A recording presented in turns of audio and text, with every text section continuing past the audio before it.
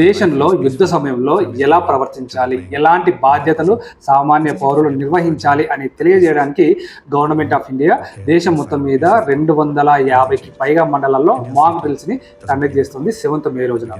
వీటిని 3 కేటగిరీలుగా డివైడ్ చేశారు.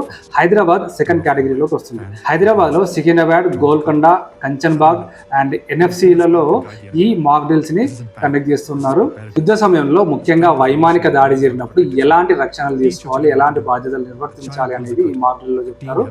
వైమానిక దాడి జరిగినప్పుడు రాత్రి సమయాల్లో అయితే ఎలాంటి లైట్స్ కనబడకుండా చేయాలి. ఎక్కడైతే లైట్స్ కనబడవో అలాంటి ప్రాంతాల్లో ఎక్కడ దాడి చేయాలో తెలియక శత్రువులు అయితే కన్ఫ్యూజ్ అయ్యే ఛాన్స్ ఉంది. సో అన్ని రకాల లైట్స్ని ఆఫ్ చేయాలి, వెహికల్స్ యొక్క లైట్స్ని ఆఫ్ చేయాలి. ఒకవేళ ఎక్కడైనా దాడి జరిగినా భయభ్రాంతులకు లోను కాకుండా ప్రజలందరినీ కూడా ఒక దగ్గరికి సురక్షితంగా తీసుకెళ్లడం ప్రతి ఒక్కరి కర్తవ్యం. యుద్ధం చేయడం అనేది కేవలం ఆర్మీ వాళ్లకు, మిలిటరీకి సంబంధించిందో కాదు, దేశంలోని ప్రతి ఒక్క పౌరుడు కూడా యుద్ధ సమయంలో ఒక సైనికుడు లాగానే పనిచేయాలి.